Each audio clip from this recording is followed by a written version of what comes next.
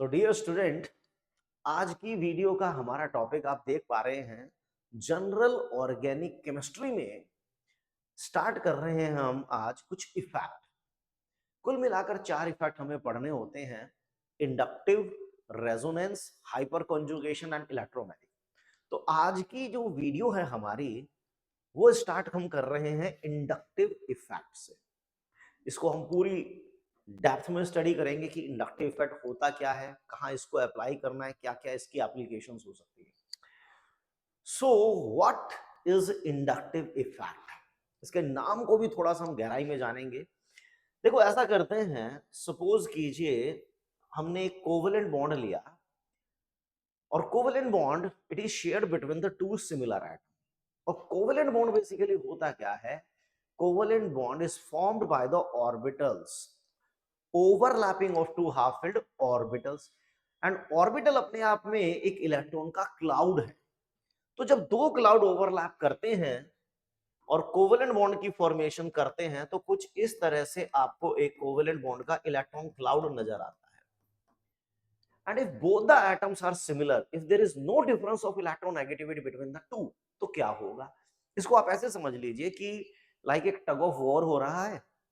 दोनों तरफ से रस्सी को अपनी तरफ खींचा जा रहा है। तो रस्सी किस तरफ जाएगी? जिसकी मसल पावर ज्यादा होगी, जिसके डोले ज्यादा होंगे, रस्सी उसी की तरफ पार्शियली शिफ्ट हो जाएगी। लेकिन अगर दोनों बंदों के डोले बराबर हैं, तब रस्सी कहीं पर भी नहीं जाएगी। दोनों पहलवान पूरी ताकत से अपनी तरफ खींच रहे होंगे। तो यहां पर वही सिचुएशन है कि both the atoms are similar. It means the electron cloud remain equally shared between the two atoms. यहां पर कहीं पर भी चार्ज का माइग्रेशन नहीं होगा। कौन से चार्ज का?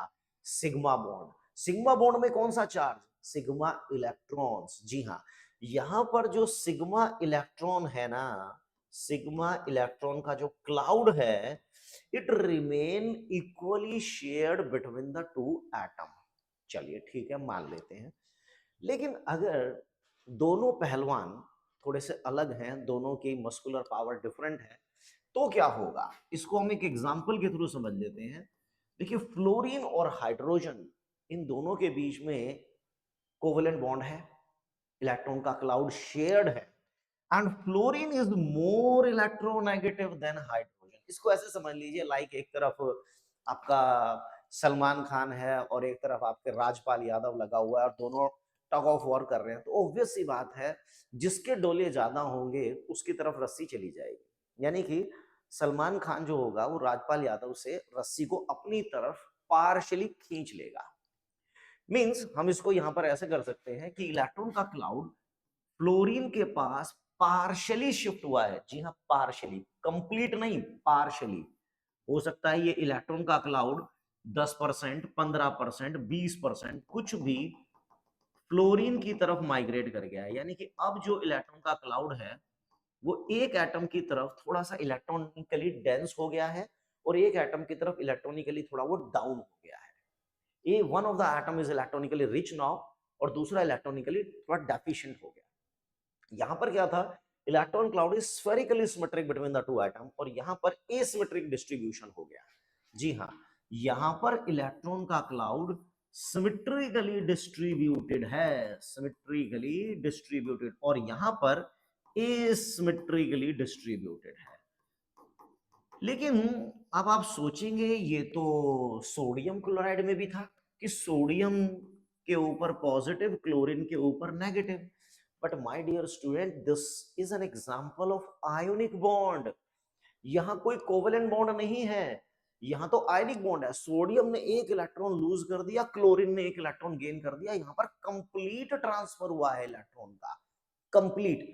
यहां पर क्या है? Partial shifting. सलमान खान ने राजपाल यादव से रस्सी को अपनी तरफ खींच लिया है 10%, 15%। लेकिन यहां पर क्या हो रहा है? राजपाल यादव ने रस्सी छोड़ दी, ले बेटा।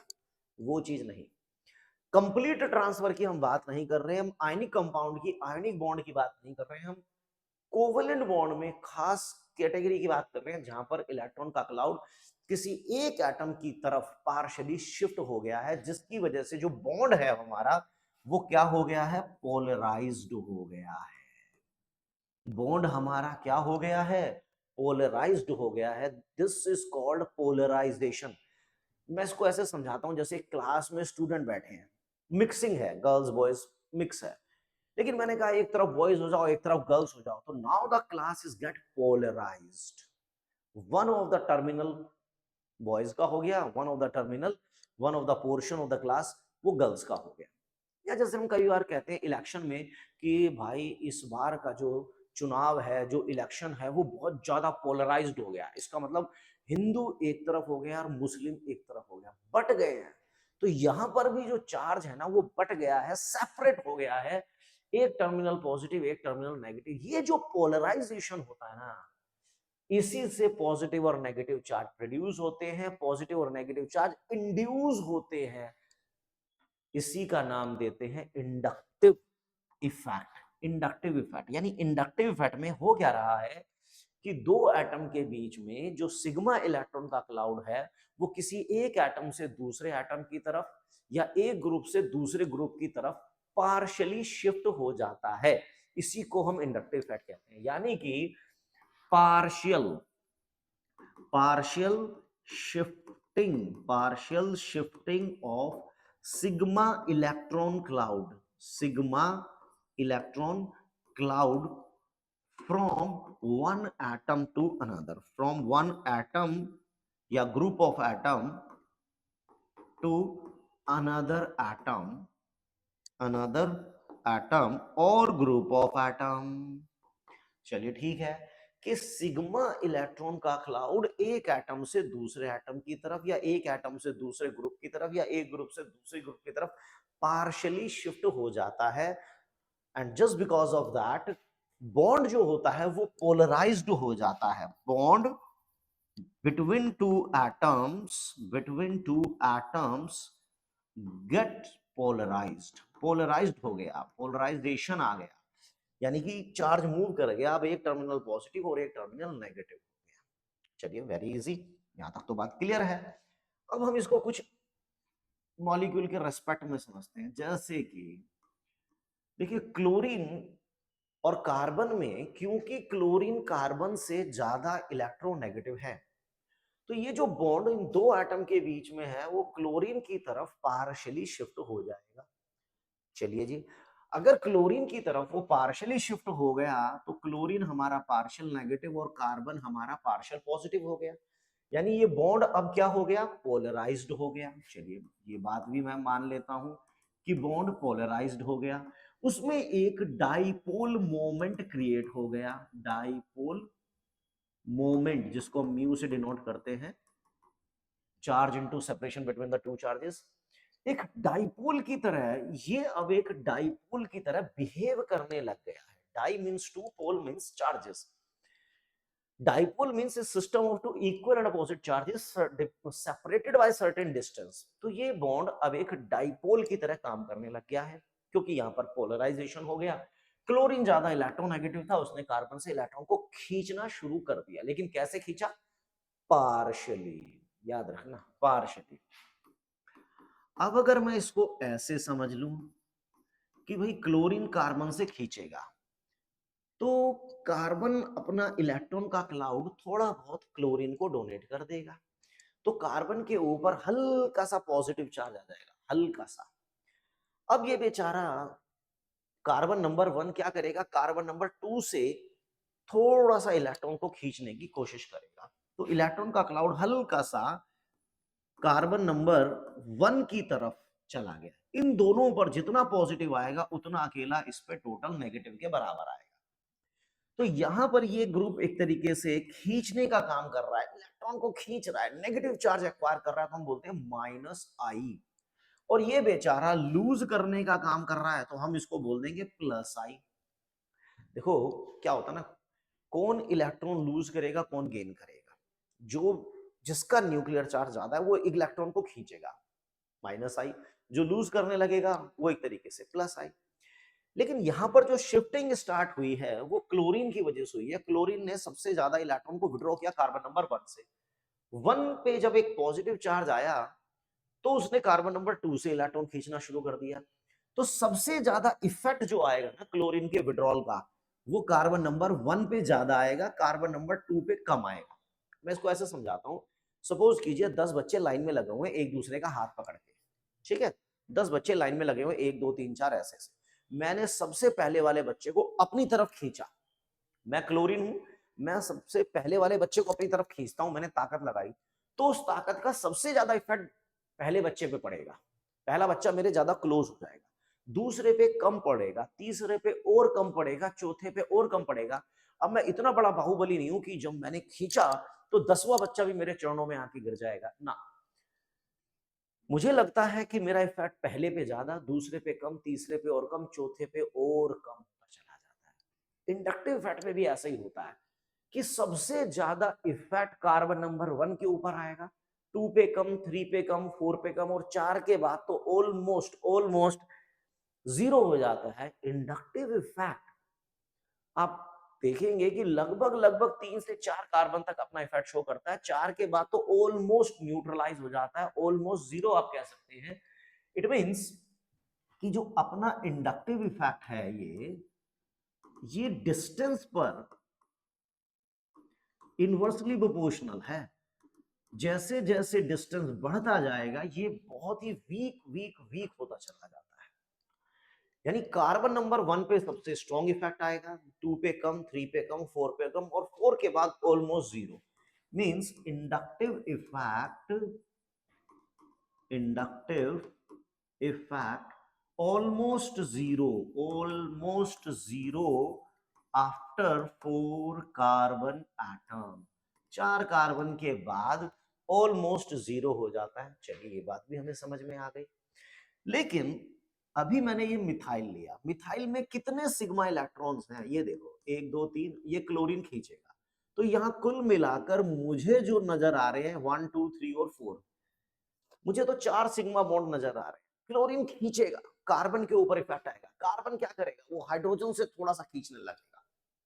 तो धीरे धीरे जितना भी ये सिग्मा इलेक्ट्रॉन का क्लाउड है 1 2 3 4, वो सारा का सारा क्लोरीन की तरफ पार्शियली शिफ्ट हो जाएगा। ऐसे थोड़ा यहां से नीचे आया, इधर आया, इधर आया, अब ये धीरे धीरे इधर।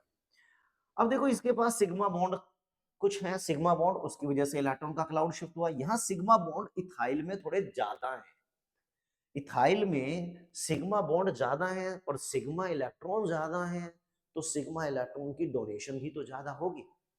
अब मैं ज्यादा अमाउंट में डोनेट कर पाऊंगा या अंबानी साहब ज्यादा अमाउंट में डोनेट कर पाएंगे? ऑब्वियस है उनके पास मुद्राओं की कमी नहीं है, तो वो ज्यादा मुझसे डोनेट कर पाएंगे। बहुत ही बेकार एग्जाम्पल मैंने लिया, चलिए कोई बात नहीं। CH3 CH2, ये मैंने इस बार प्रोपाइल ले लिया। देखिए क्लोरीन की सबसे ज्यादा जो स्ट्रेंथ काम करेगी वो कार्बन नंबर 1 पे करेगी, क्लोरीन यहां से खींचेगा, इसके पास पॉजिटिव चार्ज आया, अब ये क्या करेगा, दूसरे कार्बन से थोड़ा सा विड्रॉ करने की कोशिश करेगा, इसके ऊपर हल्का सा पॉजिटिव चार्ज आएगा, ये क्या करेगा बेचारा, तीसरे से खींचने लगेगा, तीसरे से इलेक्ट्रॉन क्लाउड हल्का सा आगे चला जाएगा। सबसे ज्यादा क्लोरीन का इफेक्ट कार्बन नंबर 1 पे आया, 2 पे कम, 3 पे और कम, 4 पे और कम। जितना यहां पर टोटल पॉजिटिव हुआ उतना ही यहां पर टोटल नेगेटिव होगा। लेकिन मिथाइल क्योंकि मिथाइल में सिग्मा बॉन्ड कम है, तो मिथाइल से बड़ा इंडक्टिव इथाइल का हुआ और इथाइल से बड़ा इंडक्टिव प्रोपाइल का हुआ। लेकिन ये कौन सा इंडक्टिव, देखो जो इलेक्ट्रॉन दे दे, जो इलेक्ट्रॉन लूज करने लगते हैं उन पे पॉजिटिव चार्ज आता है, तो हम उनको कहते हैं प्लस आई। जो इलेक्ट्रॉन विड्रॉ करते हैं उन पे नेगेटिव चार्ज आता है, तो उनको कहते हैं माइनस आई। यानी कुल मिलाकर मैं इंडक्टिव इफेक्ट को मैं दो पार्ट में डिवाइड कर लेता हूं, प्लस आई और माइनस आई। कौन प्लस आई, जो बेचारा इलेक्ट्रॉन लूज करेगा। और यहां पर क्या होता है ना, ये जो भी हम डिमार्केशन कर रहे हैं कि कौन इलेक्ट्रॉन लूज करेगा गेन करेगा, वो हाइड्रोजन के रिस्पेक्ट में कर रहे हैं। जो हाइड्रोजन के मुकाबले में पहले इलेक्ट्रॉन दे दे वो प्लस आई, यानी ये है इलेक्ट्रॉन डोनेटिंग ग्रुप, इन्हें हम इलेक्ट्रॉन रिलीजिंग ग्रुप भी कह सकते हैं। और जो हाइड्रोजन से इलेक्ट्रॉन खींच ले, इलेक्ट्रॉन अट्रैक्टिंग ग्रुप या इलेक्ट्रॉन विदड्रॉइंग ग्रुप। और लेकिन कौन सा इलेक्ट्रॉन, याद रखिएगा, इंडक्टिव इफेक्ट केवल और केवल सिग्मा इलेक्ट्रॉन की बात करता है, इसका पाई से कोई लेना देना नहीं है। ये एफिडेविट इसने फाइल कर दिया है। तो इंडक्टिव इफेक्ट हमने दो तरह का देख लिया, प्लस आई माइनस आई, जो लूज कर दे प्लस आई, जो गेन कर ले माइनस आई, जो हाइड्रोजन से पहले लूज कर दे प्लस आई, जो हाइड्रोजन के रिस्पेक्ट में गेन करने लगे वो माइनस आई। तो मिथाइल से बड़ा इंडक्टिव प्लस आई में इथाइल का, इथाइल से बड़ा प्रोपाइल का, यानी जितने ज्यादा कार्बन हो रहे हैं ना, हम कह रहे हैं कि उसका प्लस आई बढ़ रहा है। लेकिन ये जो भी बात है वो 3 या 4 कार्बन तक सरवाइव कर पाती है, उसके बाद तो ऑलमोस्ट गई। लेकिन अब यहां पर देखो, यहां पर देखो, क्लोरीन का सबसे ज्यादा इफेक्ट कार्बन नंबर 1 पे आया, 2 पे कम, यहाँ पे और कम, क्योंकि मिथाइल दूर हो गया है। मिथाइल दूर हो गया, हमने यहाँ पे प्रोपाइल क्लोराइड लिया। अगर हम इसको आइसोप्रोपाइल कर देते हैं, अब देखिए क्या होता है। क्लोरीन के लिए अब ये कार्बन नंबर 1 है, क्लोरीन इससे खींचेगा। अब मिथाइल कार्बन नंबर 2 हो गया, यहां पर भी मिथाइल कार्बन नंबर 2 हो गया। देखिए प्रोपाइल में भी 3 कार्बन थे, आइसोप्रोपाइल में भी 3 कार्बन है, लेकिन यहाँ का जो मिथाइल है वो 1 2 थर्ड कार्बन पे काम कर रहा है, थर्ड पोजीशन पे। लेकिन यहाँ का मिथाइल 2 पे, क्योंकि मिथाइल अब पास आ गया, ब्रांचिंग हो गई ना, तो ब्रांचिंग से थोड़ा पास आ गए हैं, सरफेस एरिया क्या हो गया, कम हो गया। तो जैसे जैसे सरफेस एरिया कम होगा, मिथाइल ग्रुप पास आएगा, वो ज्यादा डोनेट कर पाएगा। इट मींस मिथाइल से बड़ा इथाइल, उससे बड़ा प्रोपाइल। लेकिन अगर मैं प्रोपाइल की बात करूं तो प्रोपाइल से बेटर प्लस आई आइसोप्रोपाइल का होगा, क्योंकि इसमें ब्रांचिंग हो गई है। ब्रांचिंग होने से मिथाइल ग्रुप जो थर्ड पोजीशन पे था वो 2 पोजीशन पे आ गया। अगर मैं यही बात ब्यूटाइल के लिए करूं तो आप देखोगे, ये मैंने लिया ब्यूटाइल, ब्यूटाइल से बेटर हो जाएगा आइसोब्यूटाइल, और उससे भी बेटर हो जाएगा टर्शियरी ब्यूटाइल, क्योंकि देखो इसमें मिथाइल ग्रुप पास आ गए हैं। तो जितना ज्यादा ब्रांचिंग होता चला जाएगा ना, उतना प्लस आई बेटर होता चला जाएगा। इसका मतलब अपन सीधा सीधा बोल सकते हैं कि इंडक्टिव इफेक्ट में जो प्लस आई होगा, जो प्लस का इंडक्टिव इफेक्ट होगा, वो सीधा सीधा ब्रांचिंग पर डिपेंड कर रहा है। जितनी ज्यादा ब्रांचिंग होगी, प्लस आई का मैग्नीट्यूड उतना ही बेटर होता चला जाएगा, यानी वो उतना अच्छा डोनेट करता चला जाएगा। चलिए ये बात भी क्लियर है। व्हाट अबाउट माइनस आई? देखो माइनस आई का मतलब है कौन इलेक्ट्रॉन खींच सकता है, कौन है बाहुबली। तो यहां पर सीधा सीधा हम कह सकते हैं यार, जो ज्यादा इलेक्ट्रोनेगेटिव होगा वो ज्यादा विड्रॉ कर पाएगा। लेकिन इसमें भी एक बात है कि अगर मान लो कोई इलेक्ट्रोनेगेटिव है और उस इलेक्ट्रोनेगेटिव के ऊपर अगर पॉजिटिव चार्ज आ जाए तो वो और भयंकर हो जाता है, मतलब शेर बहुत खतरनाक है। लेकिन भूखा शेर और ज्यादा खतरनाक है। ऑक्सीजन एक इलेक्ट्रोनेगेटिव है, लेकिन अगर ऑक्सीजन पे पॉजिटिव चार्ज हो तो क्या लगता है वो इलेक्ट्रॉन लूज करेगा? मतलब ही नहीं, विड्रॉ करेगा। विड्रॉ मतलब बहुत जबरदस्त माइनस आई, जबरदस्त माइनस आई करेगा। तो ऑक्सीजन पर अगर पॉजिटिव चार्ज आ रहा है तो वो बहुत भयंकर है। नाइट्रोजन भी एक इलेक्ट्रोनेगेटिव है, लेकिन नाइट्रोजन पर अगर पॉजिटिव चार्ज है तो जबरदस्त। नाइट्रोजन पर अगर पॉजिटिव चार्ज है, जबरदस्त, ठीक है ना। तो अब हम इसमें ये कह सकते हैं कि NO2 न्यूट्रल की दुनिया में NO2 एक बहुत पावरफुल विड्रॉइंग ग्रुप माना जाता है। NO2 के बाद आप सल्फोनिक ले सकते हैं, कहीं ना कहीं साइनाइड ले सकते हैं, कार्बोक्सिलिक ले सकते हैं, फ्लोरो, क्लोरो, ब्रोमो, आइडो ले सकते हैं। ठीक है, इस तरह के कुछ इलेक्ट्रॉन विड्रॉइंग ग्रुप आ जाते हैं। तो ये कहीं ना कहीं दिखा रहा है कि कौन बेटर माइनस आई है, कौन प्लस आई है। हाँ, हम एल्डिहाइड को भी माइनस आई, कीटोन को भी माइनस आई, हम एल्कोहल को भी माइनस आई, ईथर को भी माइनस आई, अमाइन को भी माइनस आई, डबल बॉन्ड को भी माइनस आई, ट्रिपल बॉन्ड को भी माइनस आई, और यहां तक कि हम बेंजीन को भी माइनस आई की फॉर्म में कंसीडर कर रहे हैं। क्योंकि डबल बॉन्डेड और ट्रिपल बॉन्डेड कार्बन sp2 और sp3 हाइब्रिडाइज्ड होते हैं, और sp2 हाइब्रिड कार्बन या sp हाइब्रिड कार्बन में कार्बन इलेक्ट्रोनेगेटिव होने की वजह से इलेक्ट्रॉन को खींचने की टेंडेंसी रखता है। जो इलेक्ट्रॉन खींचेगा वही तो माइनस आई होगा। तो यहाँ पर जितना ज्यादा पॉजिटिव चार्ज होगा या जितना ज्यादा इलेक्ट्रोनेगेटिव होगा कोई एटम, आप ये समझ लीजिए उसका माइनस आई उतना ही शानदार होने जा रहा है।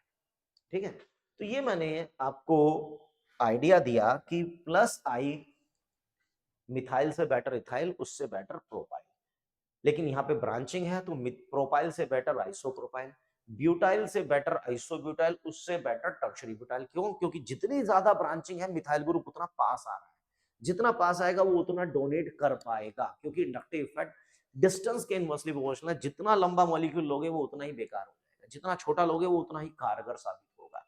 और माइनस आई की दुनिया में मैंने आपको बता दिया किसका जलवा बरकरार है। पॉजिटिवली चार्ज जो होते हैं उनका माइनस आई या उनकी electron withdrawing power neutral atom के मुकाबले में ज्यादा होती है।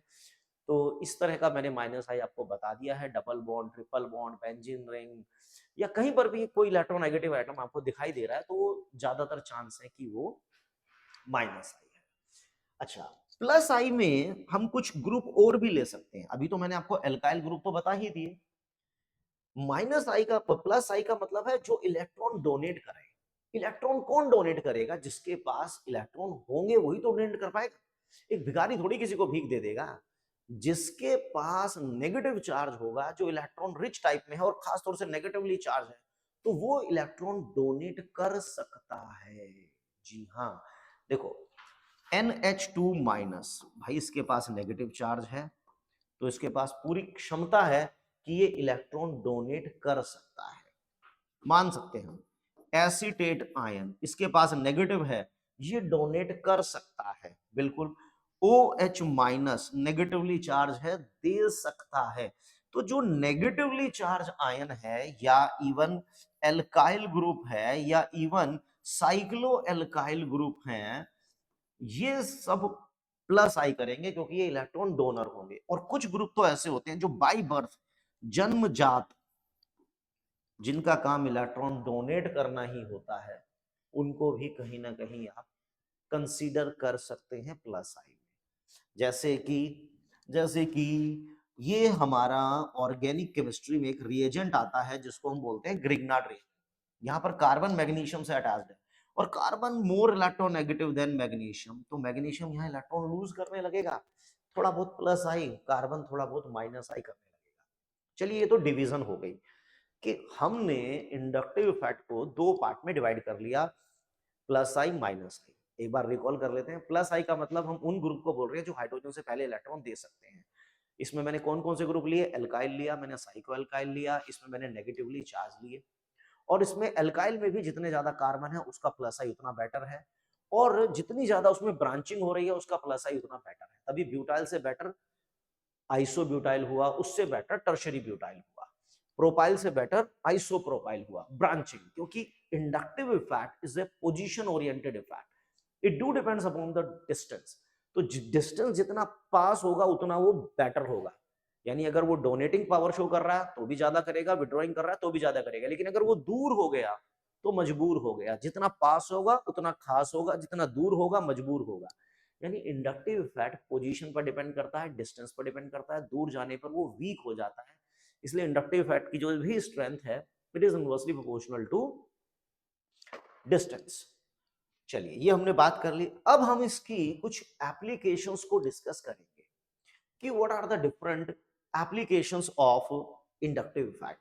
इसमें हम सबसे पहले ले सकते हैं पोलैरिटी को। देखिए, application of inductive effect, application of inductive effect, बहुत सारी एप्लीकेशंस हैं इसकी। तो एक एक करके हम कुछ बात करते हैं। सबसे पहले हम ले लेते हैं पोलैरिटी। पोलैरिटी, ठीक है। अब जैसे कि अगर मैं यहाँ पर HF की बात करूं या मैं HCl की बात करूं, HBr की बात करूं और HI की बात करूं, इलेक्ट्रोनेगेटिविटी का जो डिफरेंस है वो धीरे धीरे कम हो रहा है, क्योंकि फ्लोरीन सबसे ज्यादा इलेक्ट्रोनेगेटिव है। क्लोरीन कम, ब्रोमीन कम, आयोडीन और कम। तो ऑब्वियस सी बात है कि फ्लोरीन सबसे ज्यादा विड्रॉ करेगा, क्लोरीन कम करेगा, ब्रोमीन और कम करेगा और आयोडीन सबसे कम करेगा। तो पोलैरिटी सबसे ज्यादा यहां होगी। और जहां पोलैरिटी ज्यादा होती है वहां पर डाइपोल मोमेंट भी ज्यादा होता है। जहां पोलैरिटी ज्यादा होती है वहां पर डाइपोल मोमेंट भी ज्यादा होता है, ठीक है ना, क्योंकि डाइपोल मोमेंट सीधा सीधा किस पे डिपेंड करता है, चार्ज पे और उनके सेपरेशन पर। इसी प्रकार से मैं methyl fluoride, methyl chloride, methyl bromide और मिथाइल आयोडाइड की बात करूं तो क्या होगा, जो हम सोचते हैं अभी तो वैसा ही होता है, लेकिन एक एक्सेप्शन यहां पर देखी जाएगी, मैं बताता हूं आपको। क्योंकि यहां पर बॉन्ड है बिटवीन कार्बन और फ्लोरीन, यहां बॉन्ड है carbon chlorine, carbon bromine, carbon iodine, यहां तो कोई दिक्कत नहीं है। जैसे जैसे इलेक्ट्रोनेगेटिविटी कम हो रही है डाइपोल मोमेंट कम हो रहा है, लेकिन यहां पर आपको एक एक्सेप्शन का सामना करना पड़ेगा। उसका कारण है कि देखिए dipole moment it is equal to the product of charge and bond length. Fluorine more electronegative than chlorine, तो क्या होता है, चार्ज तो फ्लोरीन के ऊपर ज्यादा होता है, नो डाउट कि फ्लोराइड का जो चार्ज होगा वो क्लोराइड से ज्यादा होगा, because fluorine is more electronegative than chlorine. लेकिन dipole moment does not depend upon only charge, it also depend upon the bond length, it also depend upon the separation between the two charges।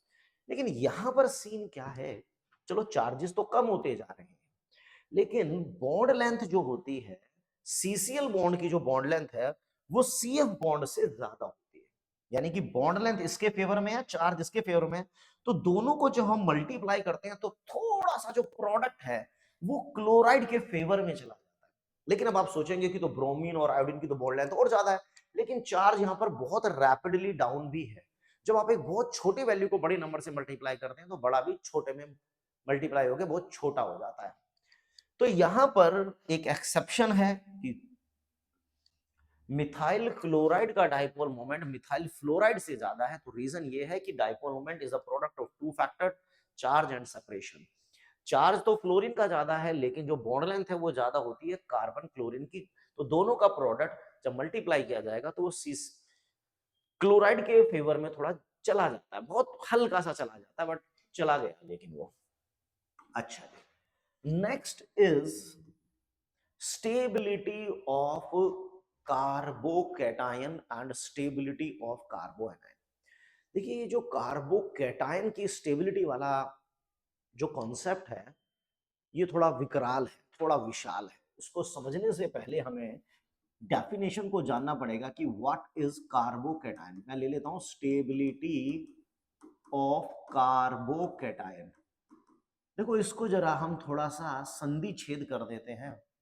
Carbocation का मतलब होता है my dear student कि carbon carrying positive charge. Carbocation means carbon carrying complete positive charge, complete positive charge. जब carbon पर positive charge आ जाए तो उसे कार्बोकैटायन कहते हैं। लेकिन पॉजिटिव चार्ज आएगा कैसे, देखो पॉजिटिव चार्ज आने का तरीका क्या होता है, इसके लिए हमें पढ़ना होता है एक homolytic bond fission. Homolytic bond fission यानी कि बॉन्ड को तोड़ना है, होमोलिटिक बॉन्ड क्लीवेज। देखिए इसको ऐसे समझते हैं कि बॉन्ड बिटवीन टू एटम, इस बॉन्ड में दो इलेक्ट्रॉन है, एक कार्बन का एक क्लोरीन का। अगर मैं इस बॉन्ड को बीच में से डिवाइड कर दूं, बिल्कुल बीच में से, तो एक इलेक्ट्रॉन कार्बन के पास एक क्लोरीन के पास गया, that is known as homolytic cleavage. Homolytic मतलब आधा तूले सोनू बेटा आधा तूले मोनू बेटा, यानी इलेक्ट्रॉन का क्लाउड दो एटम के बीच में अगर बराबर बराबर बट गया तो वो होमोलिटिक होता है। हेट्रोलिटिक क्लीवेज का मतलब होता है इलेक्ट्रॉन का क्लाउड किसी एक एटम की तरफ 100% ट्रांसफर होगा। अब मान लेते हैं कि यार क्लोरीन ही वैसे कार्बन से ज्यादा इलेक्ट्रोनेगेटिव है, अगर ये इलेक्ट्रॉन क्लोरीन के पास चला जाए तो अब कार्बन के पास एक इलेक्ट्रॉन की कमी हो गई है। Now this is methyl carbocation, methyl carbocation या कार्बोनियम भी हम बोलते हैं, methyl carbonium ion. Heterolytic cleavage हुई, electron cloud is completely transferred towards one of the atom. चलिए मैंने यहां पर ये इथाइल क्लोराइड लिया, chlorine more electronegative than carbon, ये बॉन्डेड इलेक्ट्रॉन पूरी तरह से क्लोरीन के पास शिफ्ट हो गए, क्लोरीन की मौज आ गई है, वो नेगेटिवली चार्ज और carbon positively charge. Now this is known as ethyl carbocation, ethyl carbocation या ethyl carbonium ion. And positively charge carbon bonded with one carbon, so it is primary carbocation. हम यहां पर इसको लेते हैं, ये मैंने आइसोप्रोपाइल लिया, chlorine more electronegative than homolytic heterolytic bond fission takes place, carbon पर आ गया पूरी तरह से positive charge. Now this is known as isopropyl carbocation, isopropyl carbocation, and this is 2 degree carbocation. Why it is 2 degree carbocation? Because positively charged carbon bonded with 2 carbon. अगर positively charge carbon एक ही carbon के साथ attached है तो हम उसे primary carbocation कहेंगे, और अगर पॉजिटिवली चार्ज कार्बन दो कार्बन के साथ अटैच्ड है तो हम उसे सेकेंडरी कार्बोकैटायन कहेंगे। कार्बोकैटायन मतलब कार्बन कैटायन बन गया, कार्बन के ऊपर पॉजिटिव चार्ज आ गया, और वो हेट्रोलिटिक, ओहो मैंने क्या लिख दिया, हेट्रोलिटिक क्लीवेज से पॉसिबल है। हेट्रोलिटिक का मतलब हो गया कि इलेक्ट्रॉन का क्लाउड किसी एक एटम की तरफ पूरी तरह ट्रांसफर हो गया। ठीक है, अब देखो प्राइमरी की बात हो गई, सेकेंडरी की बात होगी, अगर हम टर्शरी की बात नहीं करेंगे तो बहुत बेइंसाफी होगी। क्लोरीन कार्बन से ज्यादा इलेक्ट्रोनेगेटिव है, तो ये लो हमने क्या किया, now this is tertiary butyl carbocation, है ना। पॉजिटिवली चार्ज कार्बन क्योंकि 3 कार्बन से अटैच है तो टर्शरी, हम उसको बोलेंगे tertiary butyl carbocation, tertiary butyl carbocation या कार्बोनियम आयन। तो हेट्रोलिटिक क्लीवेज से कार्बोकैटायन की फॉर्मेशन हुई, प्राइमरी बना, सेकेंडरी बना या टर्शरी बना, राइट। लेकिन इन तीनों में से कौन सबसे ज्यादा स्टेबल होगा? प्राइमरी से ज्यादा स्टेबल क्या सेकेंडरी होगा? क्या सेकेंडरी से ज्यादा टर्शरी ज्यादा स्टेबल होगा? या कहीं उल्टा तो ना हो जाए? क्या हो सकता है? खैर चलो जो भी होगा वो हम सब जानेंगे, लेकिन फिलहाल मैं जरा कार्बोकैटायन के बारे में उसका पूरा का पूरा एक बायोडेटा जरूर तैयार कर दूं। देखो ये है मिथाइल कार्बोकैटायन, कार्बन के पास अगर मैं वेस्पर थ्योरी लगाऊं, कार्बन के वैलेंस इलेक्ट्रॉन होते हैं 4, एक चला गया 3, और तीनों के तीनों बॉन्डिंग में हो गए तो 3 बॉन्ड पेयर। अब कार्बन के अराउंड 3 बॉन्ड पेयर है, जब कार्बन के अराउंड 3 बॉन्ड पेयर हैं तो ये इलेक्ट्रॉन डेफिशिएंट हुआ, यानी कि 6 electron around कार्बो cationic, cationic carbon, carbon के अराउंड 6 इलेक्ट्रॉन है, अर्थात ये इलेक्ट्रॉन डेफिशिएंट हुआ। जो मॉलिक्यूल इलेक्ट्रॉन डेफिशिएंट होते हैं उन्हें हम प्यार से इलेक्ट्रोफाइल कहते हैं, हम उन्हें लुईस एसिड भी कहते हैं। अब अगर वो इलेक्ट्रॉन डेफिशिएंट है, कार्बन के अराउंड 3 बॉन्ड पेयर हैं, देयर आर 3 लोब, तो carbon is sp2 hybridised, 6 electron है और वो भी पेयर 2 2 2, तो ये डायामैग्नेटिक हुआ। ये मैं क्या कर रहा हूं, मैं कार्बोकैटायन की एक कुंडली बना रहा हूं, उसकी जितनी भी बातें हैं मैं वो नोट कर रहा हूं कि 6 इलेक्ट्रॉन होते हैं कार्बोकैटायन कार्बन के अराउंड, यानी इलेक्ट्रॉन डेफिशिएंट होता है, sp2 हाइब्रिड होता है, और sp2 हाइब्रिड होने के साथ ट्रायंगुलर प्लानर शेप होती है। शेप क्या होगी? ट्रायंगुलर प्लानर, क्योंकि इसमें 3 ही बॉन्ड पेयर है तो 3 बॉन्ड पेयर में ट्रायंगुलर प्लानर, और बॉन्ड एंगल भी 120 डिग्री का होगा, और डायमैग्नेटिक है because all electrons are paired. ये तो मैंने मिथाइल कार्बोकैटायन लिया, ऐसा नहीं कि इथाइल कार्बोकैटायन उससे अलग हो जाएगा ना। इथाइल कार्बोकैटायन, देखिए आप इसको भी देखिए, इस कार्बन पे हाइड्रोजन, हाइड्रोजन और मिथाइल लगा हुआ है, तो यहां पर भी 3 बॉन्ड पेयर हैं। कितने इलेक्ट्रॉन? 2 2 2, 6 इलेक्ट्रॉन हो गए, इलेक्ट्रॉन डेफिशिएंट है क्योंकि इनकम्प्लीट ऑक्टेट है, इनकम्प्लीट ऑक्टेट है इनका, और जिसका इनकम्प्लीट ऑक्टेट होता है उसे शास्त्रों में इलेक्ट्रॉन डेफिशिएंट या इलेक्ट्रोफाइल या लुईस एसिड भी कहते हैं। यहां पर भी कार्बन sp2 हाइब्रिडाइज्ड होगा, 6 इलेक्ट्रॉन का मतलब ये डायमैग्नेटिक होगा। तो कार्बोकैटायन कोई भी हो, 1 डिग्री हो, 2 डिग्री हो, 3 डिग्री हो, what ever be the category, ये तो बातें ऐसी हैं जो सब में कॉमन रहेंगी। कि कार्बोकेटायन हाइड्रोलिटिक क्लीवेज से बनेगा, कार्बन के ऊपर कंप्लीट पॉजिटिव चार्ज आएगा, वो 1 डिग्री 2 डिग्री 3 डिग्री कैटेगरी में हो सकता है।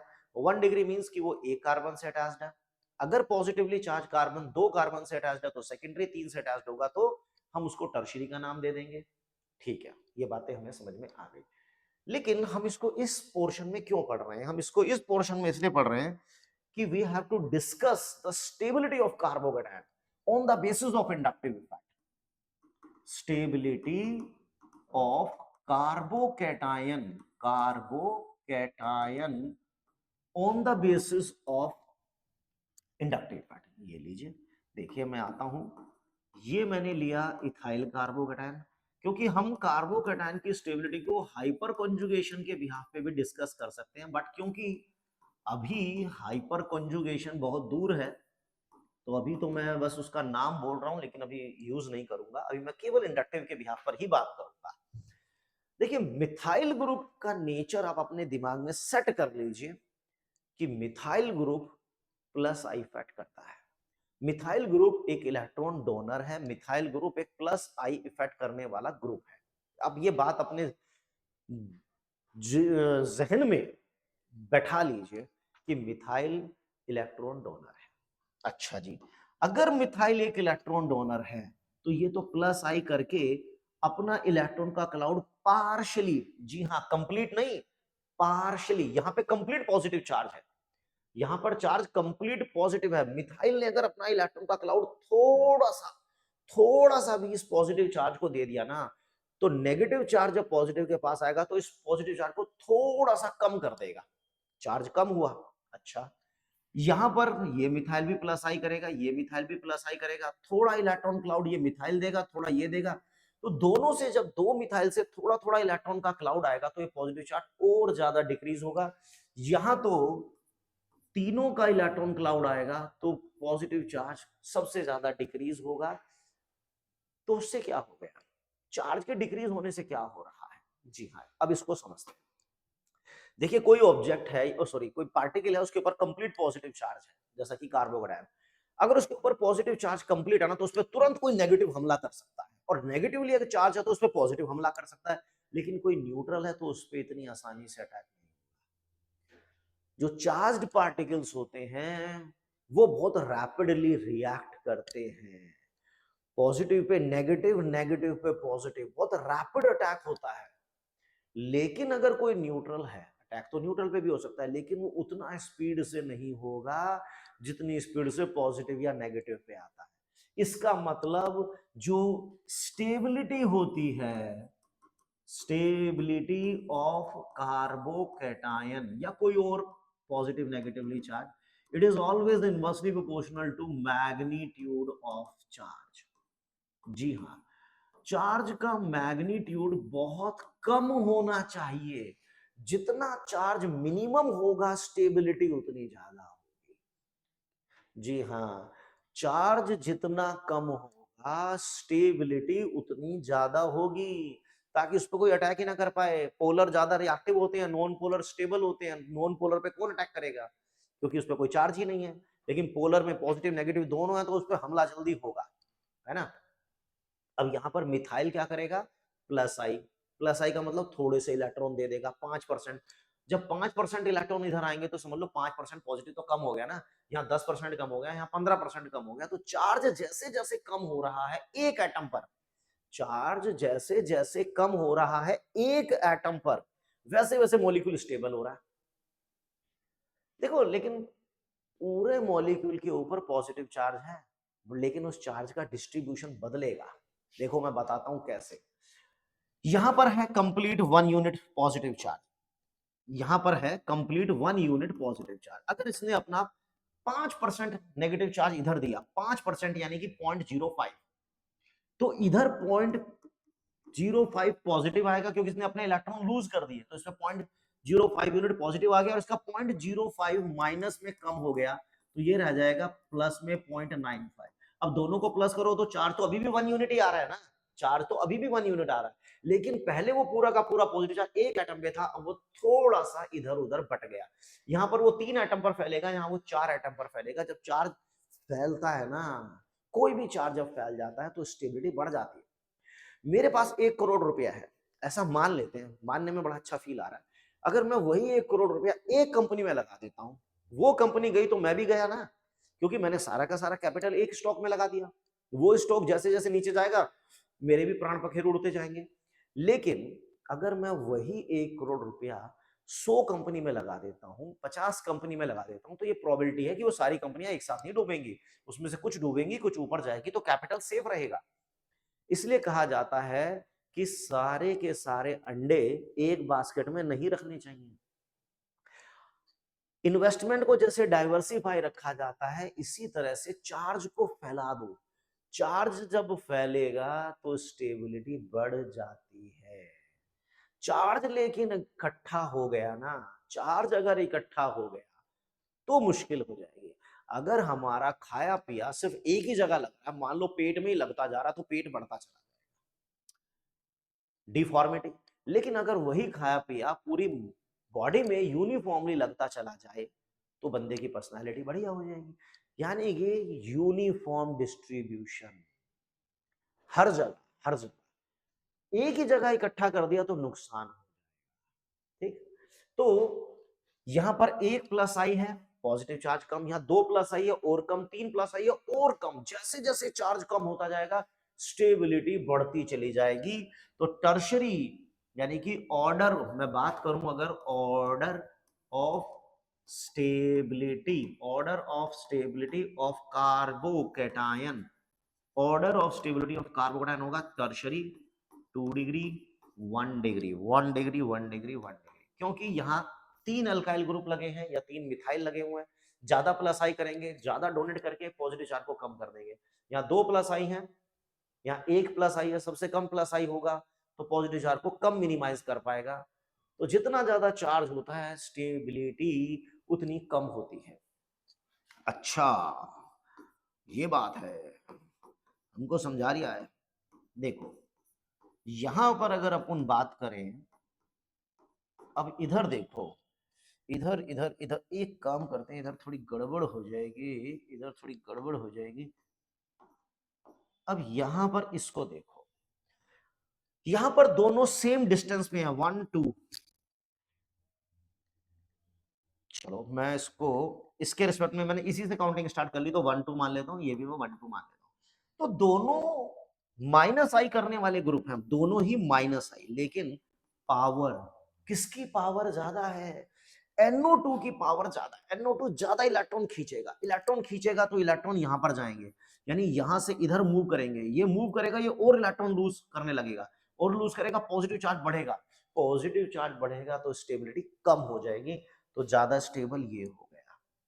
यानी पावर अगर डिस्टेंस सेम है, नंबर भी सेम है, पावर माइनस आई पावर ज्यादा होने से कार्बोकैटायन की स्टेबिलिटी डिक्रीज होने लगी। यानी कि जितना ज्यादा माइनस आई इफेक्ट होगा, जितना ज्यादा माइनस आई इफेक्ट होगा स्टेबिलिटी ऑफ कार्बोकैटायन, जितना ज्यादा माइनस आई इफेक्ट होगा कार्बोकैटायन उतना ही लेस स्टेबल होगा। यानी इसके माइनस आई के इनवर्सली प्रोपोर्शनल और प्लस आई के डायरेक्टली, क्योंकि यहाँ प्लस आई ज्यादा था तो स्टेबिलिटी बढ़ती गई। माइनस आई खतरनाक होगा तो स्टेबिलिटी डाउन होती चली जाएगी। इसको अपन ऐसे भी समझ सकते हैं, जैसे मान लो मैंने 1 क्लोरो लिया और यहां मैंने 2 क्लोरो ले लिए। अब देखिए यहां पे कार्बन नंबर 1 2 3, ये भी 1 1 2 3 दोनों 1 पे, लेकिन यहां पर एक बार ही माइनस आई होगा, यहां पर तो 2 बार माइनस आई होगा। नंबर ज्यादा है, डिस्टेंस सेम है, लेकिन नंबर, डिस्टेंस सेम है, पावर भी सेम है, लेकिन नंबर डिफरेंट है। तो यहां पे नंबर ज्यादा है, ये ज्यादा इलेक्ट्रॉन खींचेंगे, ज्यादा इलेक्ट्रॉन खींचेंगे तो यहां से इलेक्ट्रॉन गए, इधर से भी गए, तो यहाँ पॉजिटिव चार्ज और बढ़ जाएगा, और बढ़ जाएगा, ये लेस स्टेबल होता चला जाएगा, लेस स्टेबल होता चला जाएगा। चलिए इसको हम और आगे बढ़ाते हैं। जैसे कि देखो 3 फ्लोरो प्रोपाइल कार्बोकैटायन और 3 chloro propyl carbocation, 3 bromo propyl carbocation. अगर हम इनको अरेंज करें इन द इंक्रीजिंग या decreasing order of their stability, तो देखो डिस्टेंस भी सेम है, नंबर भी सेम है, पावर डिफरेंट है। इसका माइनस आई सबसे स्ट्रॉन्ग है, इसका थोड़ा वीक, इसका और वीक, ये कम खींचेगा तो पॉजिटिव चार्ज कम बढ़ेगा ना, तो यही सबसे ज्यादा स्टेबल होगा। देखिए मैं काम करता हूं,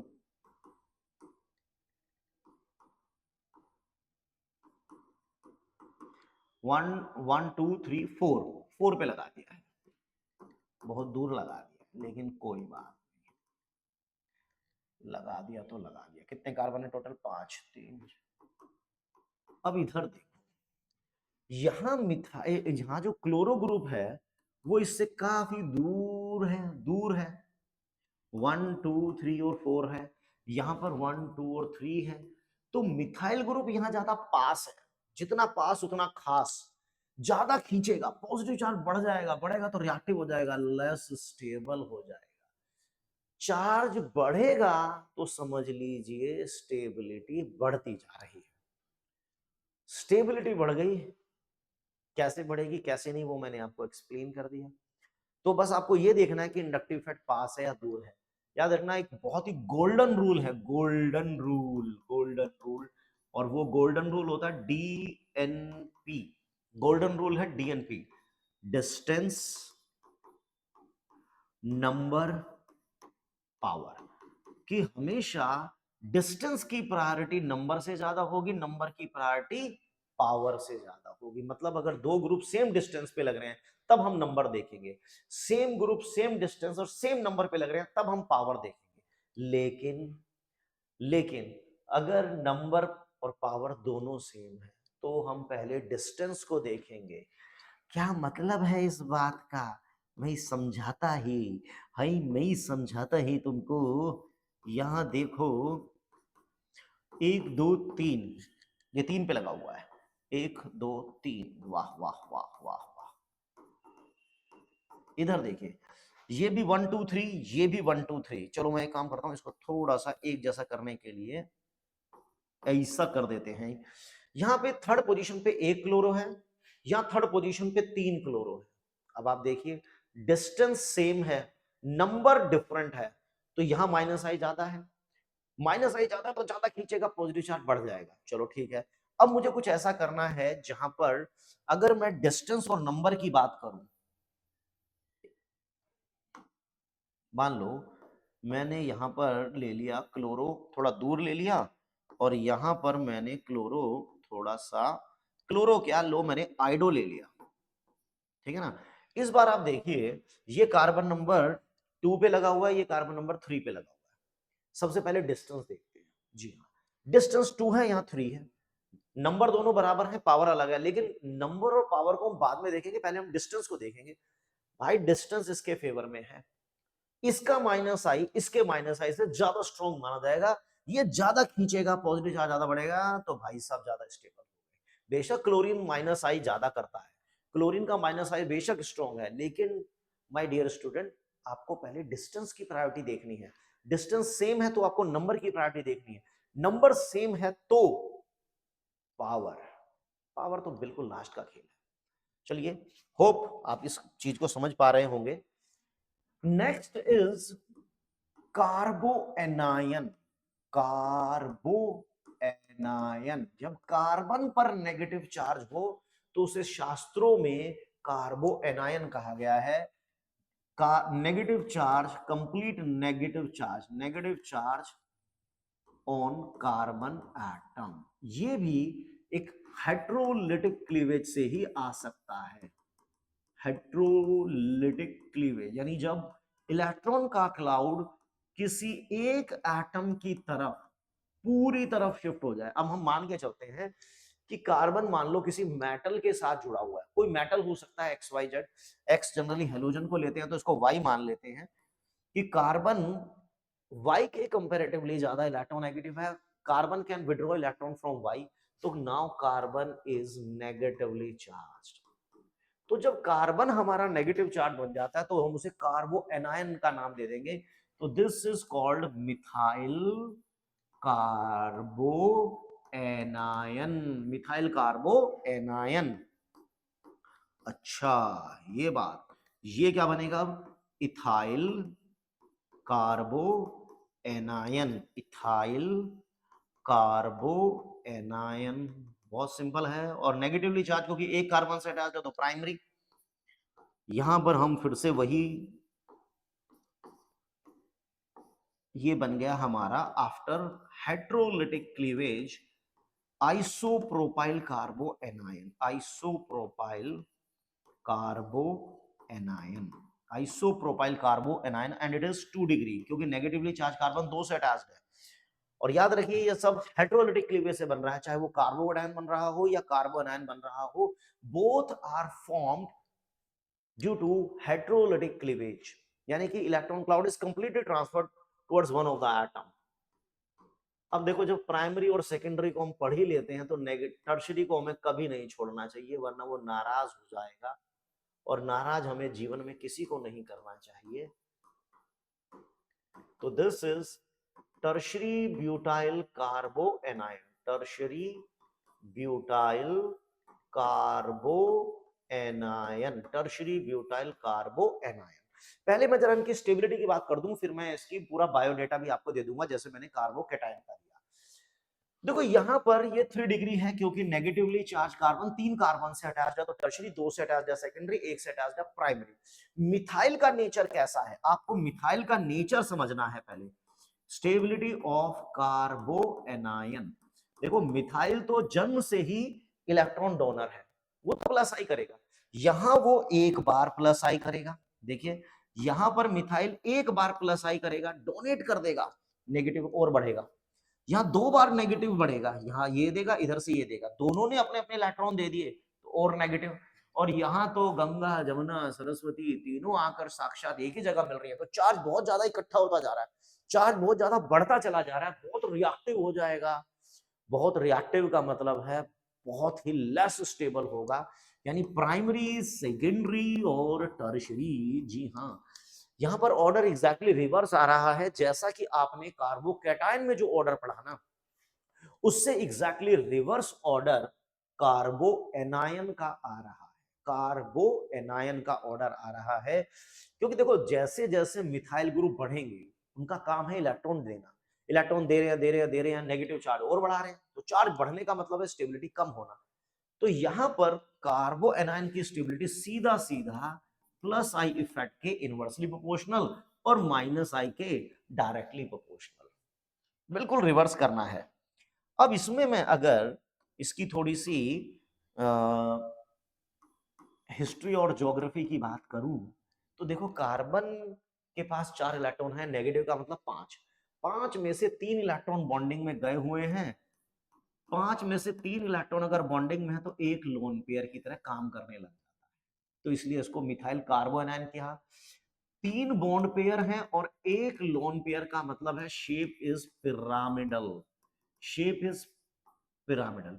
और कार्बन के अराउंड 2 2 2 और 2 यानी 8 electrons, 8 electrons around कार्बो anionic carbon, कार्बो anionic carbon, 8 electrons around कार्बो anionic carbon. तो ये इलेक्ट्रॉन रिच नहीं है, सॉरी इलेक्ट्रॉन डेफिशिएंट नहीं है, इसको हम इलेक्ट्रॉन रिच कहेंगे, हम इसे न्यूक्लियोफाइल कहेंगे, हम इसे लुईस बेस भी कहेंगे।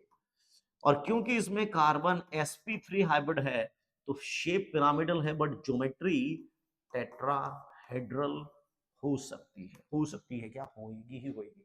लेकिन आप इसे क्या कहेंगे, इसके बाद 2 इलेक्ट्रॉन अनपेयर्ड मुझे दिखाई दे रहे हैं साफ साफ, ठीक है, तो ये मैग्नेटिक प्रॉपर्टी शो कर सकता है। लेकिन ये दोनों इलेक्ट्रॉन अगर पेयर्ड हैं तो डायमैग्नेटिक, अनपेयर्ड होते तो पैरामैग्नेटिक। फिलहाल तो मुझे तो पेयर्ड ही दिखाई दे रहे हैं, तो मैं डायमैग्नेटिक ले लेता हूं, डायामैग्नेटिक, डायामैग्नेटिक, ठीक है, इलेक्ट्रॉन रिच हो गया। तो ये तो इसकी कुछ प्रॉपर्टीज हो गई, ठीक है ना, कि डायमैग्नेटिक है, sp3 हाइब्रिड है, टेट्राहेड्रल है, इलेक्ट्रॉन रिच है, न्यूक्लियोफाइल है, लुईस बेस है, और 8 इलेक्ट्रॉन अराउंड कार्बो एनायोनिक कार्बन है। तो ये हमने डिस्कशन किया कार्बो एनायन की स्टेबिलिटी का, कार्बो कैटायन की स्टेबिलिटी का, डाइपोल मोमेंट का, यहाँ पर इंडक्टिव फैट अभी खत्म नहीं हुआ। इंडक्टिव फैट के बिहाफ पे आप एसिडिक स्ट्रेंथ को डिस्कस कर सकते हैं, acidic strength of alcohol, acidic strength of carboxylic acid, acidic strength of aldehyde ketone. You can also discuss the basic strength of amines on the basis of inductive fat. But video बहुत लेंदी हो जाएगा, तो अभी हम inductive fat के part 1 को यहीं पे रोक लेते हैं और नेक्स्ट वीडियो में हम डिस्कस करते हैं इंडक्टिव फैट पार्ट 2। तब तक पढ़ते रहिए, आगे बढ़ते रहिए। Thank you very much.